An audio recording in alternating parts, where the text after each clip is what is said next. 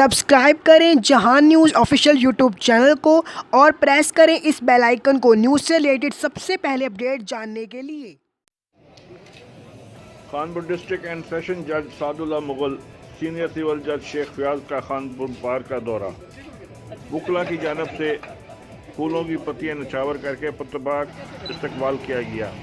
जजेस सादुल्लाह मुगल और शेख फयाज ने वाटर फिल्ट्रेशन प्लांट का इफ्तिताह किया। पुलिस की जानब से सलामी भी दी गई।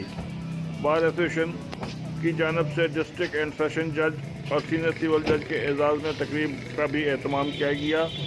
सदर बार अफजल सादक और जनरल सेक्रेटरी गुलाम यासीन अब्बासी एडवोकेट ने अपने खिताबात के दौरान वेलकम किया।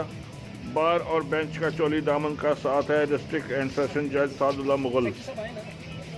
आवाम को इंसाफ की फराहमी में वकला का हमेशा मस्बत किरदार रहा है। सीनियर सिविल जज Sheikh Fayaz district and session जज सादुल्लाह मुगल को बार का एजाज़ी मेंबर बनाने का भी ऐलान करते हैं। अफजल सादक, सदर बार एसोसिएशन, शेख हमीदुद्दीन हकम, नुमाइंदा जहान न्यूज़ खानपुर।